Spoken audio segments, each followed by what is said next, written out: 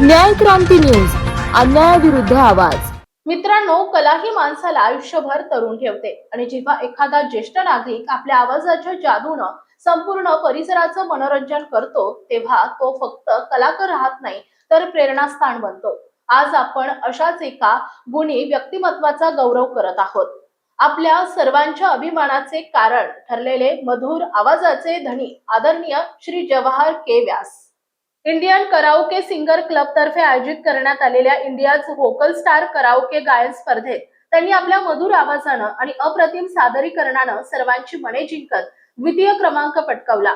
या उल्लेखनीय यशाबद्दल आयोजकांकडून त्यांना गीतरत्न श्रेणी अंतर्गत सर्टिफिकेट ऑफ अचिव्हमेंट देऊन गौरवण्यात आले।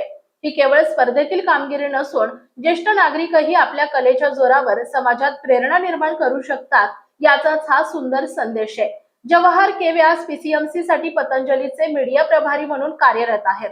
श्री जवाहर व्यास हे आपल्या गायन कलेच्या माध्यमातून अनेकांचं मनोरंजन करतात, सकारात्मक ऊर्जा देतात आणि संगीताची आवड जपण्याचा प्रेरणादायी आदर्श समाजासमोर ठेवतात। आजच्या तरुण पिढीपासून ते ज्येष्ठ नागरिकांपर्यंत सर्वांनी श्री जवाहर व्यास यांचा आदर्श घेऊन आपल्या कलेच्या माध्यमातून समाजासाठी सकारात्मक योगदान द्यावे।